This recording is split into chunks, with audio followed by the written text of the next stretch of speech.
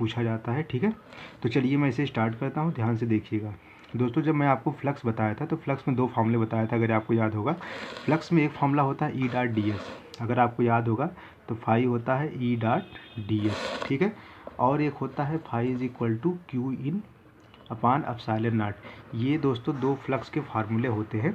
इन दोनों फार्मूलों को यूज करके हम क्या करते हैं, गॉस लॉ का फार्मूला बनाते हैं। दोस्तों यही होता है गॉस लॉ का फार्मूला, जिससे कि हम इलेक्ट्रिक फील्ड की कैलकुलेशन करते हैं। ठीक है दोस्तों, इसको सिंबल को ध्यान से समझिएगा। ई क्या है, इलेक्ट्रिक फील्ड है। डी एस क्या है, एरिया है, जिस सरफेस का आप एरिया लेते हैं उसका एरिया है। और क्यू इन दोस्तों याद रखिएगा। अच्छा पहले इसको समझिए, ये क्या है दोस्तों, यहाँ पे ये इंटीग्रेशन का साइन नहीं है। सबसे पहले लोग क्या करते हैं, इसको इंटीग्रेशन का साइन समझते हैं, लेकिन ये इंटीग्रेशन का साइन नहीं होता है। यह ये बताता है कि जब भी हम गॉस लॉ यूज करेंगे, हमेशा एक क्लोज सरफेस के लिए करेंगे। अगर हमारा सरफेस क्लोज नहीं है तो हम गॉस लॉ यूज नहीं कर सकते हैं। तो ये चीज़ क्या बताता है दोस्तों, ये चीज़ बताता है कि गॉस लॉ को यूज करना है केवल किसके लिए, क्लोज सरफेस के लिए ही यूज करना है। ई इलेक्ट्रिक फील्ड है, डी एस एरिया है। अब रही बात क्यू इन क्या है दोस्तों, क्यू इन का मतलब है कि जैसे आपने कोई एक क्लोज सरफेस लिया, इस क्लोज सरफेस के अंदर कितना चार्ज है वो है हमारा क्यू इन। ठीक है, मतलब इस क्लोज सरफेस के अंदर जो चार्ज होगा, बाहर नहीं उसके अंदर जो चार्ज होगा ये, तो ये हमारा होगा क्यू इन होगा अपान एप्सिलॉन नॉट, जो कि कांस्टेंट होता है, तो आपको पता ही होगा। और डी एस हमारा एरिया है। तो दो फ्लक्स के फार्मूले होते हैं। इन दोनों फ्लक्सों के फार्मूलों को मिला के हमने क्या बना लिया, गॉस लॉ का फार्मूला बना लिया। ठीक है दोस्तों, तो यही फार्मूला है जिसको आपको बार बार यूज करना है सभी केस में। ठीक है, जैसे मैं पहला ले रहा हूँ फॉर पॉइंट चार्ज। किसी पॉइंट चार्ज के लिए हमको गॉस लॉ का यूज करके इलेक्ट्रिक फील्ड को कैलकुलेट करना है। अगर दोस्तों आपको पता होगा पॉइंट चार्ज की इलेक्ट्रिक फील्ड कितना होता है, तो उसका फार्मूला आपको मैं पहले बता देता हूँ। 1/4 pi epsilon not Q by R square, यही तो होता है फार्मूला। ठीक है, तो ये फार्मूला होता है दोस्तों किसी भी पॉइंट चार्ज के लिए इलेक्ट्रिक फील्ड का फार्मूला। अब हम निकालेंगे किसकी सहायता से, गॉस लॉ। तो दोस्तों यहाँ पर देखिए मैंने एक पॉइंट चार्ज क्यों लिया है। ठीक है, ये क्या है, एक पॉइंट चार्ज है। अब दोस्तों इस पॉइंट चार्ज से हमको क्या करना है, आर डिस्टेंस पर इलेक्ट्रिक फील्ड निकालना है ना। तो दोस्तों एक बात बताइए, इस पॉइंट चार्ज को आप एक बल्ब की तरह, इलेक्ट्रिक बल्ब की तरह मानिए। तो दोस्तों जैसे इलेक्ट्रिक बल्ब रोशनी करता है चारों तरफ, उसी तरफ ये भी क्या होता है, इलेक्ट्रिक फील्ड अपनी चारों तरफ क्या करेगा, प्रोड्यूस करेगा। और कैसा करेगा, स्फेरिकल। ऐसे मान लीजिए अगर मान लीजिए पॉइंट चार्ज क्यों रख दिया जाए, तो ये अपने चारों तरफ क्या करेगा, इसे पूरी चारों तरफ से क्या करेगा, इलेक्ट्रिक फील्ड जनरेट करेगा। तो जब इसको पूरा आप लाइन मिलाएंगे तो क्या बनेगा दोस्तों, ये पूरा एक स्फेरिकल सरफेस बनेगा। कौन सा सरफेस बनेगा, स्फेरिकल सरफेस बनेगा। ठीक है, तो हमने एक स्फेरिकल सरफेस बना दिया। अब दोस्तों मान लीजिए इस पॉइंट चार्ज से आर डिस्टेंस पर यहाँ पर एक पॉइंट पी है, वहाँ पे हमको इलेक्ट्रिक फील्ड निकालना है। सबसे पहले क्या किया हमने यहाँ पर एक गॉसियन सरफेस बना लिया। देख रहे हैं, ये हमारा क्या है, गॉसियन सरफेस है, जिस पर हमने पॉइंट पी ले लिया। और ये पॉइंट चार्ज से कितने डिस्टेंस पर है, आर डिस्टेंस पर है। तो इस पॉइंट पी पर बताना है इलेक्ट्रिक फील्ड कितना होगा। तो दोस्तों क्या फार्मूला होता है बताइए, फार्मूला होता है E dot D S is equal to Q in upon epsilon not. तो ई निकालना है, डी एस मतलब एरिया। दोस्तों बताइए जो आपने सरफेस बनाया इसका एरिया कितना होगा। दोस्तों ये स्फेयर है और स्फेयर का एरिया कितना होता है, 4 पाई आर स्क्वायर। तो डी एस कितना हो जाएगा, 4 pi R square. Q in का मतलब होता है दोस्तों इस क्लोज सरफेस के अंदर कितना चार्ज है। तो बताइए इस पूरे क्लोज सरफेस के अंदर कितना चार्ज, यही क्यू तो है, केवल यही क्यू है, तो क्यू लिख लीजिए अपान एप्सिलॉन नॉट। तो ई इज इक्वल टू कितना आ जाएगा, 1/4 pi epsilon not Q by R square.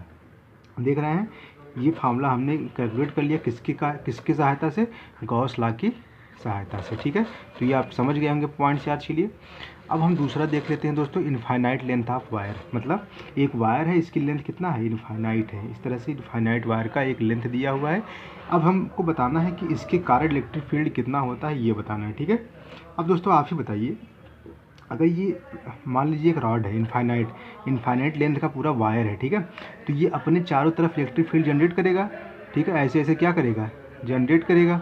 ठीक है दोस्तों, जब आप पूरे सरफेस को मिलाएंगे तो क्या बनेगा, पूरा एक सिलेंडर बनेगा। सोच लीजिए आप, हवा में मान लीजिए पूरा एक रॉड ले लीजिए, 2 रॉड ले लीजिए, लाइट का रॉड है इनफाइनाइट वायर का। अगर आप उसको जलाएंगे तो कैसे बनेगा, जो जब उसको लास्ट में मिलाएंगे तो वो पूरा क्या बनेगा, वो एक पूरा सिलेंडर बनेगा इस तरह से, ठीक है। तो हमने क्या किया, मान लीजिए ये तो था इनफाइनाइट वायर का, अब हम पूरा नहीं लेंगे, हमने एक गॉसियन सरफेस ले लिया, मान लीजिए एल लेंथ का, कितना, एल लेंथ का हमने एक गॉसियन सरफेस इस तरह से ले लिया, ठीक है। अब दोस्तों अगर रॉड होगा तो इसके लिए क्या होता है, लैम्डा। लैम्डा क्या होता है दोस्तों, मैंने आपको लैम्डा के बारे में बताया हुआ है पिछले वीडियो में। ये क्या होता है, ये होता है दोस्तों linear charge density, linear charge density, ठीक है दोस्तों। अब ठीक है। अब दोस्तों इस पर मान लीजिए चार्ज इसमें क्यू इन होगा, मान लीजिए इसके अंदर चार्ज कितना है, क्यू इन है, तो लैम्डा कितना लिखेंगे बताइए। लैम्डा होता है charge per unit length, charge per unit length, तो चार्ज कितना है क्यू इन, और लेंथ कितना है पूरा हमने कितना लिया है एल। ये दोस्तों अपनी तरफ से ले रहे हैं, ठीक है। हमें क्या निकालना है, इलेक्ट्रिक फील्ड निकालना है ना। तो हमने क्या किया, इनफाइनाइट रॉड से आर डिस्टेंस पर, मान लीजिए आर डिस्टेंस पर यहाँ पर क्या है, एक पॉइंट पी है, इसी पॉइंट पी पर हमको इलेक्ट्रिक फील्ड बताना है, ठीक है। अब पॉइंट पी चाहे जहाँ ले लें, मान लीजिए हमने एक आर डिस्टेंस पर पॉइंट पी को ले लिया। अब दोस्तों जब इस पॉइंट पी पर जाके हमने देखा तो हमारा जो गॉसियन सरफेस दिखेगा वो कैसा दिखेगा, सिलेंडर। सिलेंडर कैसे दिखा, समझ में आया। अब दोस्तों हमने इनफाइनाइट वायर में एक लेंथ ले लिया, अपने से ही ले लिया, बाद में देखेंगे ये एल कट जाएगा, कैंसिल हो जाएगा, ये एल कैंसिल हो जाएगा। तो हमने अभी अपने लिए क्या ले लिया, एक लेंथ एल ले लिया, और आर डिस्टेंस पर पॉइंट पी है, वहाँ पर हमको इलेक्ट्रिक फील्ड निकालना है, ठीक है दोस्तों। तो चलिए अब कर लीजिए, लैम्डा आपको पता चल गया है। तो ध्यान दीजिएगा, फार्मूला क्या होता है, E dot D S is equal to Q in upon epsilon not, ये होता है। तो दोस्तों ई निकालना है, डी एस कितना होता है, सिलेंडर का एरिया कितना होता है, 2 pi R L, 2 pi R into L, तो 2 pi R L is equal to Q in कितना होगा दोस्तों, क्यू इन अभी हमने निकाला, ये देखिए Q in is equal to lambda into L, तो lambda L upon epsilon not, ठीक है। यहाँ से एल एल कैंसिल हो जाएगा, तो E is equal to 1 upon 2 pi epsilon not into R, ये लैम्डा, ऊपर लैम्डा आ जाएगा। तो ये बहुत दोस्तों अब देखिए तीसरा, इनफाइनाइट सीट के लिए इलेक्ट्रिक फील्ड कैसे निकालते हैं गॉस लॉ की हेल्प से। तो दोस्तों ध्यान से देखिए, तो इनफाइनाइट सीट मतलब, इनफाइनाइट सीट कहने का ये मतलब है, जब भी आप फार्मूला निकालेंगे, जब फार्मूला आप यूज करेंगे, उसमें देखेंगे कि कहीं पे भी सीट का एरिया या फिर लेंथ या फिर विड्थ की बात नहीं होगी, ठीक है। इनफाइनाइट इसीलिए बोला गया है, चाहे आप इनफाइनाइट लेंथ लीजिए चाहे कुछ भी लेंथ लीजिए, आंसर हमेशा वही आएगा, कांस्टेंट आएगा। जैसे आपने भी पीछे देखा है, lambda upon 2 pi epsilon naught आ रहा है ना, तो इनफाइनाइट वायर था, उसमें हमने लेंथ की कोई बात नहीं की, क्योंकि लेंथ अगर हमने एल लिया था तो लास्ट में कट गया था ना। तो वैसे यहाँ भी लेंथ से कोई मतलब नहीं, एरिया से कोई मतलब नहीं है। तो आप सीट चाहे छोटा लीजिए चाहे बड़ा लीजिए, इलेक्ट्रिक फील्ड हमेशा वही आएगा। कितना आएगा, चलिए कैलकुलेट कर लेते हैं दोस्तों। ये क्या है, सीट है, तो सीट में क्या होता है, सिग्मा होता है, एरिया होता है, इसका मान लीजिए एरिया हम ए मान लेते हैं। तो सिग्मा दोस्तों, जैसे हमने रॉड में हमने लैम्डा लिया था, सीट पे हम लेते हैं सिग्मा, इसको बोलते हैं सरफेस चार्ज डेंसिटी, जैसे वहाँ पे, ठीक है, सरफेस चार्ज डेंसिटी, ये हो जाएगा, ठीक है दोस्तों। तो यहाँ से जो अगर सिग्मा लिखा जाए तो सिग्मा क्या होगा, चार्ज पर यूनिट एरिया, तो इसे बोलते हैं Q by A, Q in by A, याद रखिएगा, ये क्यू इन लगाना मत भूलिएगा, ठीक है दोस्तों। क्यू इन क्या बताता है कि उसके क्लोज सरफेस के अंदर जो चार्ज होगा, तो क्यू इन अपान ए, ठीक है। लैम्डा किसके लिए यूज करते हैं, 1D के लिए, ये होता है 2D, क्योंकि इसमें लेंथ भी है विड्थ भी है। केवल लेंथ होगा तो लैम्डा, लेंथ विड्थ दोनों होगा तो सिग्मा, वॉल्यूम होगा तो रो यूज करते हैं, ठीक है। तो sigma is equal to Q in upon A हो जाएगा, ठीक है दोस्तों। हमने एरिया मतलब एक छोटा सा सेक्शन ले लिया, इनफाइनाइट था मान लीजिए, छोटा सा सेक्शन हमने ए ले लिया, जैसे वहाँ पे छोटा सा लेंथ एल लिए थे, वैसे यहाँ पे छोटा सा सेक्शन हमने क्या ले लिया, ए एरिया का। अभी देखेंगे कि एरिया कट जाएगा, कैंसिल हो जाएगा, ठीक है। जैसे वहाँ लेंथ कैंसिल हुई थी, वैसे यहाँ एरिया भी कैंसिल हो जाएगी, तो इसका कोई फर्क नहीं पड़ेगा। अब दोस्तों चलिए हम इसको गॉस लॉ की हेल्प से कैसे प्रूव करते हैं इलेक्ट्रिक फील्ड, ये देखते हैं, ठीक है। तो दोस्तों ध्यान से देखिए, तो जब भी कोई सीट होगा, सीट के अंदर से चादर देख लीजिए, चादर है, चादर की तरह इसको ट्रीट करिए। तो दोस्तों इसमें ध्यान से देखिए, तो 2 सरफेस है, एक सरफेस इधर होगा इस तरह से, ठीक है, और एक सरफेस इधर होगा दूसरी साइड में, ठीक है। तो दो साइड होगा, ठीक है।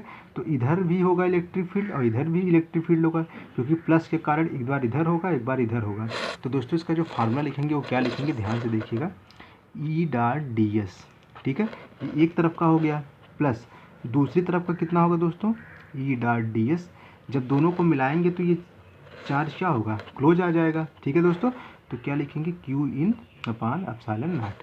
ठीक है, इस तरह से फार्मूला आ जाएगा। 2 बार क्यों लिखा गया है, क्योंकि 2 साइड होगा। ठीक है, क्योंकि ये सीट है दोस्तों ना, तो प्लस चार्ज को क्या करना है, चारों तरफ से क्लोज करना है ना। मैं आपको बताया था कि ये तभी यूज करते हैं जब क्लोज सरफेस होता है। क्लोज सरफेस बनाने के लिए हमने क्या किया, इधर भी सरफेस ले लिया, उधर भी ले लिया। क्यों, जिससे कि चार्ज हमारा पूरा क्लोज हो जाए, दोनों तरफ से क्लोज हो जाए। ठीक है, उसी लिए हमने क्या किया है, इसको 2 बार लिया है। समझ गए दोस्तों, अगर ये वॉल्यूम होता तो 2 बार न लेना पड़ता।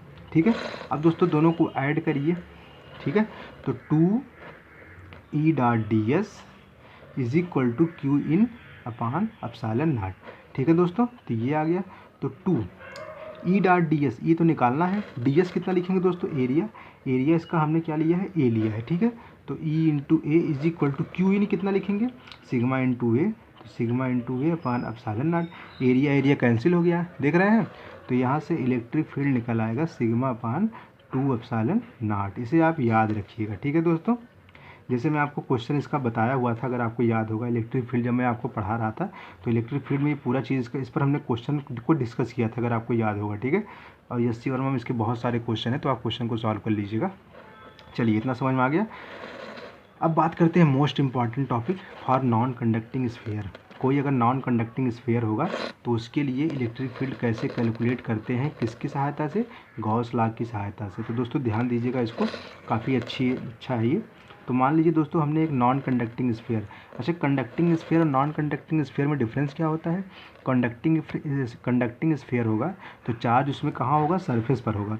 लेकिन अगर नॉन कंडक्टिंग है तो चार्ज पूरे वॉल्यूम में होगा। ठीक है, अगर कंडक्टिंग होता तो क्या होता, चार्ज केवल सरफेस पर होता। लेकिन अगर नॉन कंडक्टिंग होगा तो चार्ज पूरे वॉल्यूम में होगा, सरफेस पर भी होगा, इनसाइड भी होगा, हर जगह होगा। ठीक है दोस्तों, मान लेते हैं इसका रेडियस कैपिटल आर है। मान लेते हैं इसका रेडियस कैपिटल, जो भी स्फीयर है इसका रेडियस हम मान लेते हैं कैपिटल आर। ठीक है, अब दोस्तों इसमें हमको 3 केस पर। सबसे पहले दोस्तों हम लोग केस 1 लेंगे। केस 1 में क्या है दोस्तों, मान लीजिए पूरा स्फीयर है, इसका रेडियस कितना दिया है, कैपिटल आर दिया है। तो दोस्तों केस 1 में हम ये लेने वाले हैं कि जब हमारा गॉसियन सरफेस होगा वो इसके अंदर होगा। मतलब अभी हम इसके देखिए, मतलब 3 केस बनाना है। 3 केस क्या क्या बनाएंगे, एक बार हम इस स्फीयर के अंदर रहेंगे, एक बार इसके सरफेस पर रहेंगे, और एक बार इसके सरफेस के बाहर रहेंगे।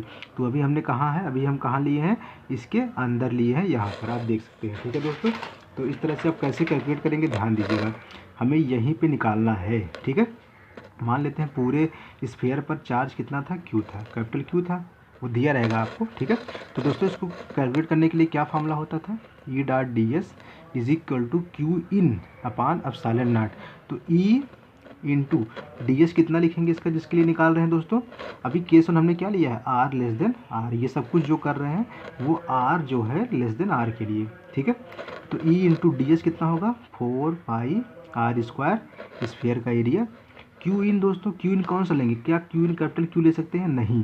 क्यू इन अगर आप कैपिटल क्यू करेंगे तो ये गलत होगा। क्यों गलत होगा, क्योंकि क्यू इन का मतलब होता है जो आपने सरफेस लिया है इसके अंदर का कितना चार्ज है वो लेना है। ठीक है, तो क्यू इन निकालने के लिए दोस्तों आपको सिंपली करना क्या है, कुछ नहीं करना है, आपको एक रूल लगा देना। जैसे ये रूल क्या होगा दोस्तों, अगर आप पूरा वॉल्यूम लेंगे, पूरा वॉल्यूम कितना होगा, 4/3 पाई आर क्यू। अगर हम पूरे वॉल्यूम की बात करें तो इस पर चार्ज कितना है, कैपिटल क्यू है।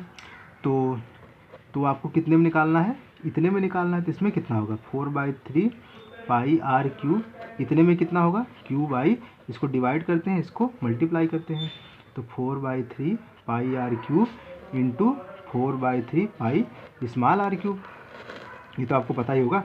और दोस्तों अगर ध्यान दीजिए तो ये क्या होता है दोस्तों, रो आपने पढ़ा है, रो क्या होता है दोस्तों, क्यू बाई भी। रो क्या होता है, क्यू बाई भी। तो यहाँ क्यू बाई ये पूरा भी, पूरे क्यू बाई भी को क्या कर सकते हैं आप, रो मान सकते हैं। ठीक है, तो ये आ जाएगा रो इंटू 4/3 पाई आर क्यू, देख रहे हैं। और ये क्या आ गया दोस्तों, ये क्यू इन आ गया, क्या आ गया, क्यू इन आ गया। ये कैसे आज समझ में आया, ये वही चीज़ है जैसे 2 रुपीज़ में अगर मान लीजिए 10 रुपीज़ में 3 पेन है, तो 20 रुपीज़ में कितने पेन है, या 15 रुपीज़ में कितने पेन आएंगे। तो उस तरह से यही क्वेश्चन है, तो आप इसको पढ़े होंगे, ये सब 7 8 की चीज़ें हैं। तो अब दोस्तों ध्यान दीजिए, क्यू इन हमारा आ चुका है, वहाँ पे पुट कर दीजिए। तो rho into 4/3 pi R cube upon epsilon not. तो ई कितना आ जाएगा दोस्तों, सॉल्व कर लीजिए, rho R upon 3 epsilon not. ये हमारा आंसर हो जाएगा, rho R upon 3 epsilon naught. बहुत इंपॉर्टेंट है, कई बार पूछा जा चुका है, याद।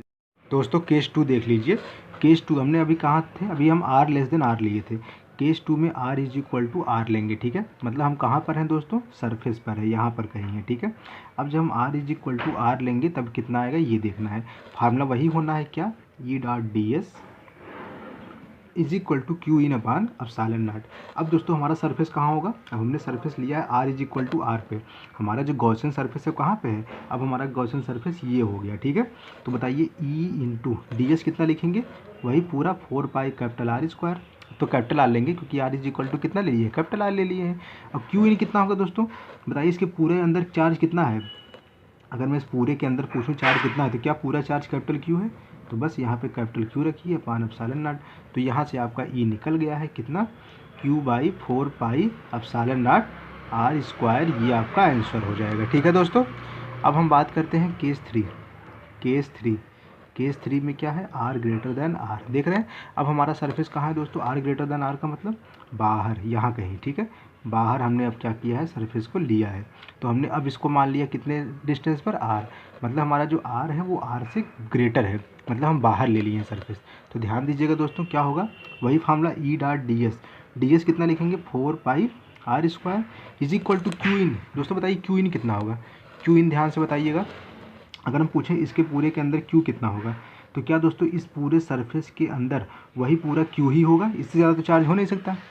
मैक्सिमम चार्ज कितना है, कैपिटल क्यू है। तो इस पूरे के अंदर भी चार्ज कितना होगा, कैपिटल क्यू ही तो होगा। तो दोस्तों ये कितना आएगा, capital Q upon epsilon not. तो E is equal to Q by 4 pi epsilon not R square. ये हमारा आंसर आ जाएगा, ठीक है।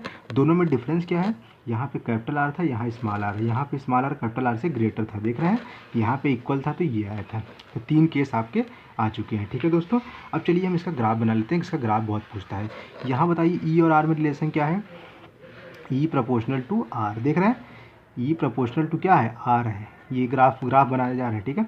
यहाँ पर तो ई कांस्टेंट है, ये सब कुछ इसकी वैल्यू क्वेश्चन में ये पूरी वैल्यू दी होती है, क्यू की आर की सबकी दी होती है। तो यहाँ पर तो ई कांस्टेंट है। यहाँ देखिए, यहाँ पे E proportional to 1 by R square है, ध्यान देख रहे हैं। E proportional to 1 by R square, proportional मतलब ये पूरा कांस्टेंट है, इसको हमने क्या मान लिया, प्रोपोर्शन मान लिया। तो E proportional to 1 upon R square. तो ये पूरा ग्राफ आपको बनाना है, कैसे बनाएंगे ध्यान दीजिएगा।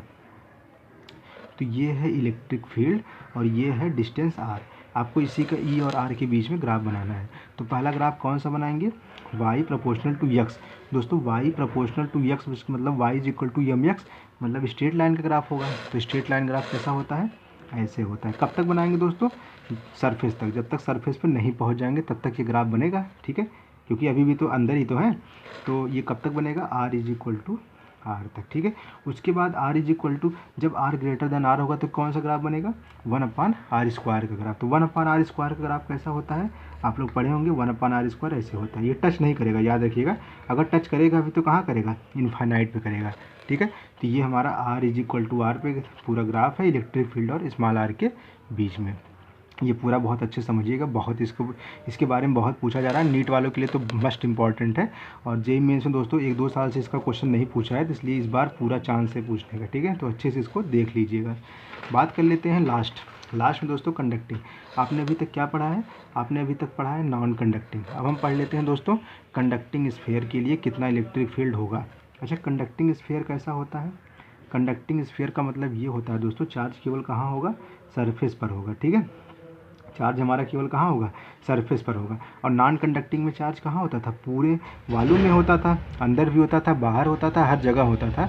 लेकिन कंडक्टिंग स्फीयर में चार्ज केवल कहाँ होगा, केवल ये सरफेस पर होगा, जहाँ आपको ये दिख रहा है, ठीक है दोस्तों। अब दोस्तों चलिए इसमें हम केस बना के कर लेते हैं। फिर से वही case one R less than R, ठीक है। आर लेस देन आर मतलब अभी हम इनसाइड है यहाँ कहीं, ठीक है। तो दोस्तों बताइए क्या अंदर कुछ चार्ज है। अगर हम पूछें क्या इस गॉसियन सरफेस के अंदर कुछ चार्ज है, आपने आर तो ले लिया, यहाँ इसके अंदर कोई चार्ज तो है नहीं। तो क्यू इन कितना है, क्यू इन कितना है, 0 है। बताइए इसके अंदर तो चार्ज, क्योंकि चार्ज तो केवल सरफेस पर है, वॉल्यूम में तो है नहीं। तो इसके अंदर चार्ज कितना होगा, 0 होगा। तो E into 4 pi R square is equal to Q in 0। Upon epsilon not, तो ई कितना आएगा 0। तो देख सकते हैं मतलब पूरा ये जो अंदर पूरा अंदर इलेक्ट्रिक फील्ड कितना होगा 0 होगा। केस 2 की बात कर लेते हैं। Case 2 R is equal to R, तो ई इंटू वही 4 पाई आर स्क्वायर, ठीक है, इज इक्वल टू दोस्तों अब सरफेस पर आ गए, तो सरफेस पर तो चार्ज है, मान लीजिए कैपिटल क्यू चार्ज था, तो capital Q by epsilon not, तो ई इज इक्वल टू कितना आ गया 1/4 pi epsilon not Q by R square, ये आ गया, ठीक है। अब केस 3 ले लेते हैं। केस 3 मतलब आर ग्रेटर देन आर, चलिए यहाँ पे ले लेते हैं, मतलब ये हमारा गॉसियन सरफेस है, देख रहे हैं। तो दोस्तों बताइए कितना होगा, वही चीज़ जैसे पिछला करते थे। केस 3 ये हमारा हो जाएगा आर ग्रेटर देन आर, तो ई इंटू 4 पाई, अब आर इसको स्मॉल आर हो जाएगा क्योंकि बाहर है ना, इज इक्वल टू चार्ज तो वही क्यू होगा, क्योंकि जब हम सरफेस यहाँ लेंगे तो हमारा चार्ज अभी भी कितना होगा कैपिटल क्यू होगा, तो क्यू बाई एप्सिलॉन नॉट, ठीक है। तो ई कितना आ जाएगा Q by 4 pi epsilon not R square, ठीक है दोस्तों। इसका ग्राफ बना लेते हैं, ध्यान से देखिएगा, इसका मैं ग्राफ बनाने जा रहा हूँ ई और स्मॉल आर के बीच। मतलब देखिए इलेक्ट्रिक फील्ड पहले 0 था, कब, जब तक हम सरफेस तक नहीं पहुंच गए थे तब तक हमारा इलेक्ट्रिक फील्ड कितना था 0, क्योंकि चार्ज 0 था। तो यहाँ से लेके यहाँ तक R is equal to R तक हमारा इलेक्ट्रिक फील्ड 0 था, मतलब 0 वाला ग्राफ, मतलब ग्राफ नहीं बनेगा यहाँ, या इस एक्सिस पर ग्राफ बनेगा, ये ग्राफ बनेगा, ठीक है। उसके बाद जैसे ही R is equal to R पर पहुँचा, इलेक्ट्रिक फील्ड हमारा ये हो गया, तुरंत ये हो गया, ठीक है। और इसके बाद यहाँ पे क्या है, E proportional to 1 by R square, ध्यान से देखिए, E proportional to 1 by R square graph कैसा होता है, ऐसे, ठीक है, यही ग्राफ बनेगा। ये डैश डैश डैश डैश चाहे बना दीजिए, ठीक है, लेकिन ये ग्राफ था फिर ये था, ऐसे नहीं होगा, ठीक है, ऐसे मत करिएगा, समझ रहे हैं कि नहीं, यहाँ पे ग्राफ नहीं होगा। उस तक एग्जाम में डैश डैश दिया तो ये ग्राफ नहीं होता है, ठीक है, ये बस डैश डैश बताता है। तो ये हमारा ग्राफ होगा और ये होगा ई और आर में, ठीक है। ये किसके लिए होता है, कंडक्टिंग स्फीयर के लिए ग्राफ होता है। तो ये पूरा दोस्तों हमारा था गॉस लॉ। दोस्तों अगर आपको मेरा वीडियो पसंद आता तो प्लीज़ वीडियो को लाइक ज़रूर करिएगा, चैनल को सब्सक्राइब कीजिए। थैंक यू दोस्तों।